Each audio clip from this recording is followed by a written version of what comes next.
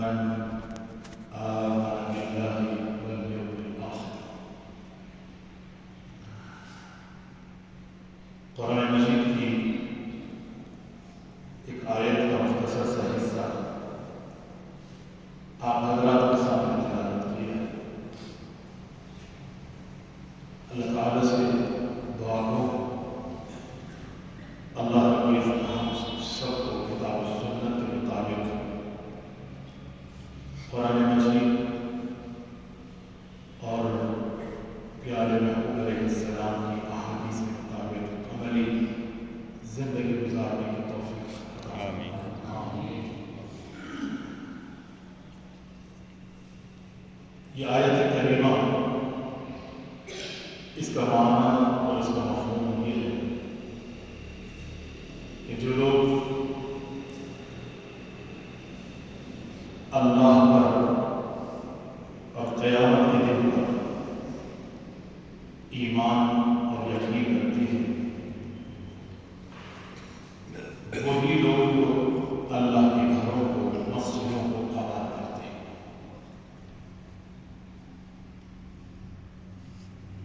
آپ اندازہ کر سکتے ہیں اس آیت کے معنی اور مفہوم سے کہ جو لوگ مسجدوں میں نہیں آتے، نمازوں کی پابندی نہیں کرتے، اللہ کے گھروں کو آباد نہیں رکھتے،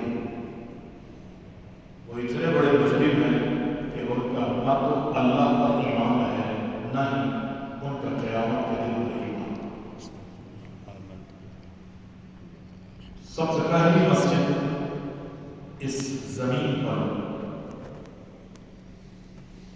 مسجد حرام کو تعمیر کیا گیا، بیت اللہ کو تعمیر کیا گیا. ان اول بیت وضع للناس الذي ببکۃ مبارکا وہدی للعالمین. صحابی رسول نے اللہ کے رسول صلی اللہ علیہ وسلم سے سوال کیا کہ زمین پر دنیا میں سب سے پہلی مسجد کون سی تھی؟ تو آپ نے فرمایا بیت اللہ، کعبۃ اللہ، مسجد حرام. صحابی نے پوچھا کہ اس کے بعد دوسری مسجد کون سی تعمیر کی گئی، بنائی گئی؟ نبی علیہ السلام نے فرمایا وہ مسجد اقصی. اور بیت اللہ کی تعمیر اور مسجد اقصی کی تعمیر کے دونوں درمیانہ وقت جو ہے وہ 40 سال کا عرصہ تھا.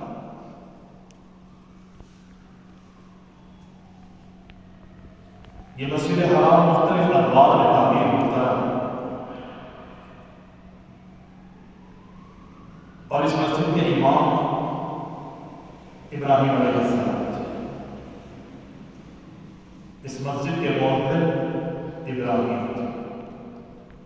اس بیت اللہ کے خادم یوں کہیے کہ مسجد کی جھاڑو دینے والے، مسجد کو پوچھا لگانے والے، مسجد میں عبادت کے لیے نماز، اعتکاف، طواف، عبادات کی غرض سے آنے والوں کے لیے مسجد میں دریا بچھانے والے خادم کی حیثیت سے بھی الگ ہوئے تھے.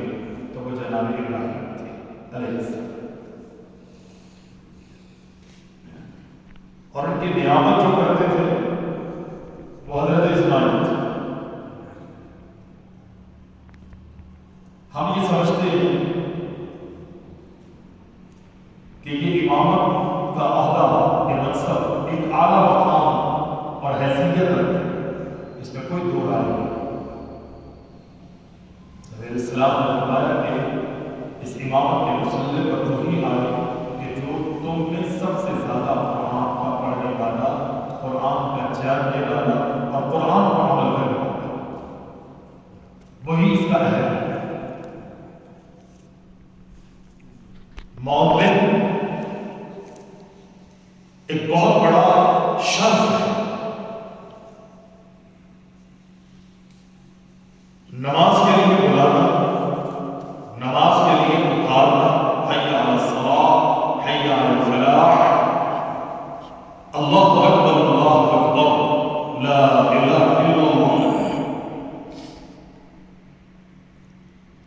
مؤذن کا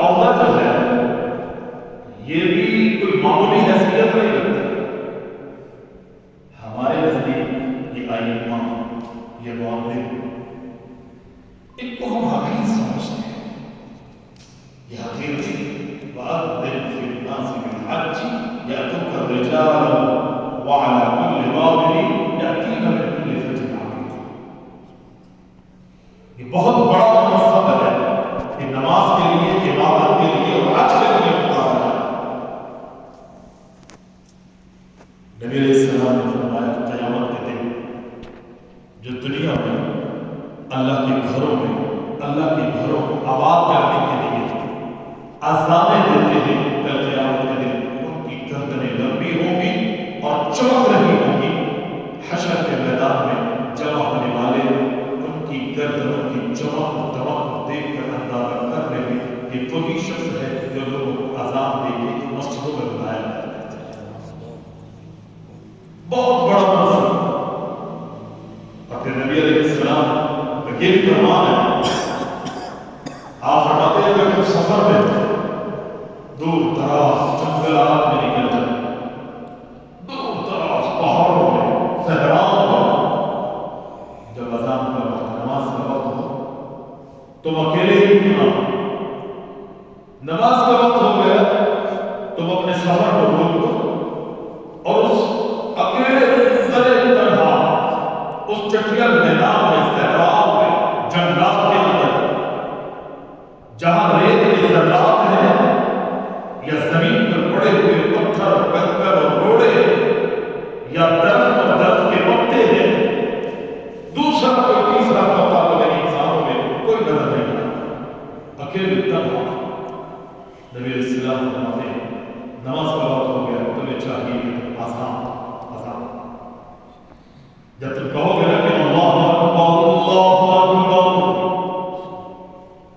یا تم دو اللہ کا نام بلند کر کے قیامت کے دن جس نے تمہاری آزان کے الفاظ کو، جملوں کو، حروف کو، کلمات کو سنا، ظاہر ہے ہمیں ایسا لگتا ہے کہ یہ کنکر، یہ پتھر، یہ ریت کی ذرات بے سوال ہے، لیکن نبی علیہ السلام فرماتے ہیں کہ اللہ کے ان کلمات کو ذکر کرنے والے کے ذکر کو مؤذن کی آزان پر یہ سب سنتے ہیں۔ اور قیامت کے دن ہوگا، دنیا میں بظاہر تمہیں ایسا محسوس ہوتا ہے کہ کوئی تمہیں دیکھنے والا نہیں ہے، لیکن تم نے تنہائی میں اللہ کو یاد کیا ہے، آزاد دی ہے۔ اللہ تعالیٰ انسانوں، تمہارے علاوہ دیگر مخلوقات جو تمہیں تو نظر نہیں آ رہی ہوگی، لیکن جب تم نماز پڑھو گے اللہ تمہاری اقتدا میں دیگر مخلوقات کو پیچھے کھڑا کر دے گا، وہ نماز پڑھیں گے تمہارے ساتھ۔ اور کل قیامت کے دن اللہ کے نبی علیہ السلام فرماتے ہیں جو تم نے آزاد دی تھی، اللہ اکبر اللہ اکبر، اشہد ان لا الہ الا اللہ، اشہد ان محمد رسول اللہ، حی علی الصلاۃ، حی علی الفلاح، اللہ اکبر اللہ اکبر، لا الہ الا اللہ، اللہ اکبر۔ کل قیامت کے دن زمین پہ جو ذرات، یہ ذرات جو ہے زمین پہ جو روڑے، پتھر اور کنکر ہے، درخت کا ایک ایک پتا اللہ کی عدالت میں شہادت دے گا، گواہی دے گا کہ اللہ اس نے جب سے کوئی بھی دیکھنے والا نہیں تھا لیکن یہ تیرا نام بلند کر رہا تھا۔ یہ ہے موقع کا وقت۔ اور رہا مسئلہ مسجد کی صفائی اور ستھرائی، نبی علیہ السلام نے اس کا اہتمام کیا، اور یہ سنت جو ہے مسجد کی صفائی کرنا، مسجد کو پوچھے لگانا، مسجد کا وضو خانہ صاف کرنا، صفائی اور ستھرائی کا اہتمام اور انتظام کرنا کہ معمولی حیثیت نہیں ہے۔ ہم یہ سمجھتے ہیں کہ حضرت ابراہیم علیہ السلام کی سنت جو ہے وہ صرف قربانی ہے۔ ہم بڑے بڑے جانور اپنے گھروں کے دروازوں پہ باندھتے ہیں، نمود و نمائش کرتے اور یہ سمجھتے ہیں کہ ہم سے بڑا کوئی مسلمان نہیں ہے۔ ابراہیم علیہ السلام نے اپنے بیٹے کی قربانی کی تھی، اس میں کوئی دو رائے نہیں ہے۔ اللہ نے اس کو پسند کیا، ہمیں اور آپ کو حکم دیا کہ ہم نے جانوروں کی قربانی کرنی ہے۔ اللہ تعالیٰ ہمیں اور آپ کو جانوروں کی قربانی کے نتیجے میں بہت بڑا اجر دے گا۔ جب قیامت کے دن پوری سرات سے ہم انہی سواریوں پر بیٹھ کر جو ہے گزریں گے اور جنت میں اللہ ہمیں داخلہ نصیب کر دے گا۔ لیکن ابراہیم علیہ السلام کی اور بھی سنت ہے، اور بھی بہت ساری ہیں، کون لوگ ان اداؤں میں ابراہیم علیہ السلام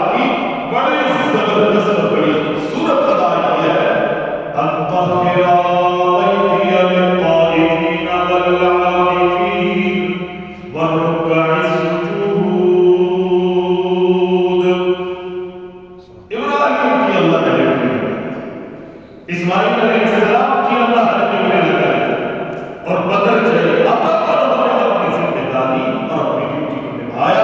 اللہ اکبر. اللہ نے حکم دیا اور ابراہیم نے اس کی تعلیم تکمیل کی ہے. جو مسجد میں رکوع کے لیے، سجود کے لیے، نمازوں کے لیے، اعتکاف کے لیے، اللہ کے گھر کا طواف کرنے کے لیے آتے تھے، یہ باپ بیٹا ابراہیم اور اسماعیل اللہ کے گھر کی بیت کی صفائی کرتے تھے. اب یہ صرف مومن کی ذمہ داری نہیں ہے، یہ ہمارے بھائی وسیم عبد العزیز صاحب کی ذمہ داری ہے، یہ مسجد کے امام صاحب کی بھی ذمہ داری ہے. جو ڈیوٹی انتظامیہ نے دی ہے اس سے ہٹ کر میں اور آپ کبھی نہ رہا ہے. رات کو اکیلے جب دنیا والوں میں سے ملے گی اور آپ کو کوئی دیکھنے والا نہ ہو، میں اور آپ جھاڑو اٹھائیں، پوچھا اٹھائیں، دیکھیں کہ موقع کی نظر مجھ پہ نہ پڑ جائے، خاطب کی نظر مجھ پہ نہ پڑے. میری اس ادا کو دیکھنے والا اگر کوئی ہے تو وہ آسمان والا ہے. خدا کی قسم دیکھیں اس کے کتنے زبردست انداز، زبردست سوالات میرے اور آپ کی زندگی میں. اور پھر یہ ادا ابراہیم علیہ السلام کی کائنات کے امام نے بھی ادا اپنایا تھا. نبی علیہ السلام نے کہا ایک مرتبہ مسجد کی دیوار پر اور بھی بہت سارے لوگ کیا ہو گئے، یہ تو صحابی نے دیکھ لیا، احادیث کے اندر اس کا ذکر موجود ہے. نبی علیہ السلام نے دیکھا کہ کسی شخص نے مسجد کی دیوار پر تھوک دیا. عربی لوگ تھے، بندو لوگ تھے، دیہاتی لوگ تھے، سوجھ بوجھ نہیں تھی. جیسے کہ ایک عربی مسجد کے اندر آیا، دیہاتی تھا، اس نے آپ کے مسجد کے اندر بیٹھا اور اس نے پیشاب کر دیا. صحابہ کرام اس کو مارنے کے لیے بڑے، آپ علیہ السلام نے اسے روک دیا اپنے صحابہ، رک. جب اس نے پیشاب کر لیا، آپ نے بڑے حلیم تھے پیغمبر علیہ السلام، بڑے پرتبار تھے. اللہ نے بڑا بندہ عطا کیا تھا اللہ کے رسول کائنات کے. کسی کو پیشاب کرتے ہوئے درمیان میں اگر آپ روکیں گے نا، ابھی تو وہ یہاں پیشاب کر رہا ہے، اگر آپ اسے ماریں گے، ڈانٹیں گے، ڈپٹیں گے، وہ اٹھے گا. آپ پیشاب جو ہے وہ مختلف جگہوں پر اس کے چھینکے پڑے. صرف یہ جگہ ناپاک نہیں ہوگی بلکہ وہ ساری جگہ ناپاک کر دے گا. اس کے کپڑے خراب ہو گئے، جہاں جائے گا، جہاں وہ اپنے قدم رکھے گا، وہ ساری جگہ جو ہے ناپاک ہو جائے گا. اسلام نے فرمایا اس کو پیشاب کرنے لگا. اور دوسرے نقصان یہ تھا اگر اس کو پیشاب کرتے کرتے روکو گے، وہ آدھا پیشاب کر چکا ہے اور آدھا باقی ہے، وہ بیماریوں کا اس کے لیے سبب بن سکتا ہے، تکلیف کا سبب بن سکتا ہے. نبی علیہ السلام نے فرمایا پیشاب کرنے لگا. آپ نے پیشاب کر لیا. ہمارے یہاں کیا ہوتا ہے، مسجد میں اگر کوئی بچہ پیشاب کر دے یہ مسئلہ بن جاتا ہے کہ جی اس کے گھر سے بلاؤ، یا بیچارے کلمتی آتی ہے مسجد کی، ایکسٹرا فکر نہیں کیا جاتا. ہمارا اس سے فائدہ یہ ہے کہ روزانہ کی صفائی آپ نے کرنی ہے. یہ تھوڑی فائدہ تھا کہ تم نے جب بچے پیشاب کر دے وہ نہیں مسجد کے اندر دھونا ہے، اس سب کو دھونا ہے، قالین کو دھونا ہے. ایکسٹرا سے ہم کام لیتے ہیں، نہ کرے تو اس کو کہتے ہیں بھائی صاحب آپ چھٹی جائیے، آپ ہمارے کام کریں. اس صحابی نے علیہ السلام نہیں ہوا، اس صحابی نے پیشاب کر دیا، پھر کرنے کا کرنے دو. جب وہ کر چکا آپ نے دیگر صحابہ سے کہا کہ ڈول لو، پانی بھرو اور یہاں پر پانی بہا دو. اور پھر وہاں دیکھ لیں آپ ایسا نہیں ہے کہ بلال نے بولا چونکہ وہ موجود تھے. نبی علیہ السلام نے صحابہ سے کہا ڈول میں پانی نہ ہو، یہاں بہا دو. اور پھر پیغمبر کا اپنا بھی عمل کہ اللہ کے رسول علیہ السلام نے تشریف لایا. آپ نے دیکھا کہ دماغ میں کسی نے تھوکا ہوا اور وہ بھی برکت کی صورت. کیا اللہ کے محبوب نے صحابہ کو بولا صاف کرو بھائی، یہ مسجد کی دیوار میں تھوک لگا ہوا ہے، کیا ہو گیا تم لوگوں کو؟ ہمارے یہاں یہ ہوتا ہے، ٹھیک ہے جس کی جو ذمہ داری ہے وہ پورا کرے گا. لیکن نبی علیہ السلام آئے، آپ نے دیکھا دماغ میں کسی نے تھوکا ہوا ہے. آپ نے ایک پتھر اٹھایا، ایک پتھر اٹھایا، وہ سخت تھا، ٹھیکری جس کو کہا جاتا ہے، سخت قسم کا پتھر کا لکڑی کا ڈیلا تھا. نبی علیہ السلام نے اٹھایا اور دماغ صاف کھل گئی. اتنا دماغ کو خرچہ رکھا پتھر کو، یہاں تک کہ وہ تھوک جو ہے وہ مکمل طور پہ صاف ہو جاتا ہے. اتنا خوبصورت ماحول، اتنا خوبصورت معاشرہ ہمارے نبی محمد علیہ السلام نے دیا. ہم سب کی ذمہ داری ہے. مسجد کی انتظامیہ ہے، مسجد کا صدر ہے، مسجد کا وزیر ہے، مسجد کا بڑے سے بڑا عہدیدار ہے، مسجد میں فائدہ دینے والا ہے. جتنا بڑا مقام تجھے اللہ دے دے، لیکن یہ آج سی کچھ نہیں.